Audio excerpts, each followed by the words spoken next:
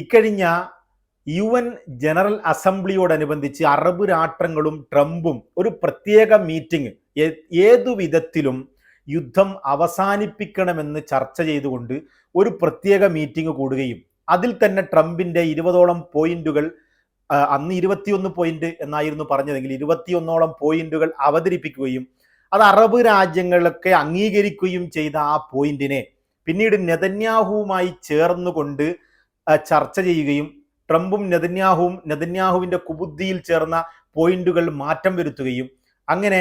കുറച്ച് ഹമാസിനും ഗാസയിലെ നിവാസികൾക്കും വളരെ അപകടകരമാകുന്ന രീതിയിൽ ചില പോയിന്റുകൾ മാറ്റത്തിരുത്തലുകൾക്ക് വിധേയമാക്കുകയും ചെയ്തപ്പോൾ ആ പോയിന്റുകൾ ഞങ്ങൾക്കത് അംഗീകരിക്കാൻ പറ്റില്ല, ഈ പോയിന്റുകളിൽ കൂടുതൽ ചർച്ച വേണമെന്ന് വളരെ വളരെ ഓപ്പൺ ആയിക്കൊണ്ട് ഹമാസ് ഡൊണാൾഡ് ട്രംപിനോട് പറയുകയാണ്. അതായത് ഞങ്ങൾ ഈ അമേരിക്കൻ പ്രസിഡന്റ് ഡൊണാൾഡ് ട്രംപിന്റെ പ്രപ്പോസൽ ഞങ്ങൾ അംഗീകരിക്കുന്നു എന്ന് പറഞ്ഞുകൊണ്ട്, എന്നാൽ ചില പോയിന്റുകൾ, അതായത് നമ്മൾ നേരത്തെ പറഞ്ഞ നെതന്യാഹു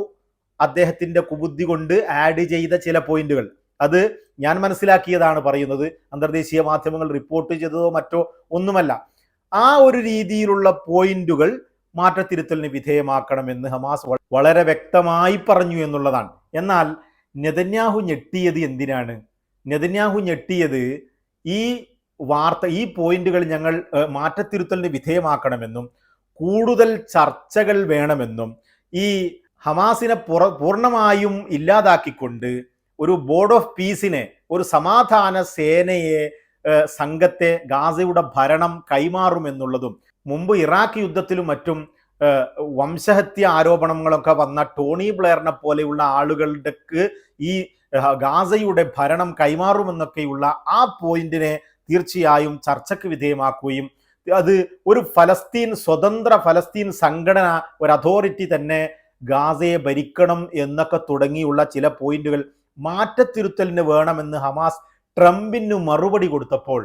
ഒന്നും ചിന്തിക്കാതെ ആലോചിക്കാതെ ഹമാസ് സമാധാനത്തിലേക്ക് വരുന്നു, അതുകൊണ്ട് ഉടനടി ഗാസയിൽ ബോംബാക്രമണം നിർത്തണമെന്ന് ഒരു വളരെ ശക്തമായ ഒരു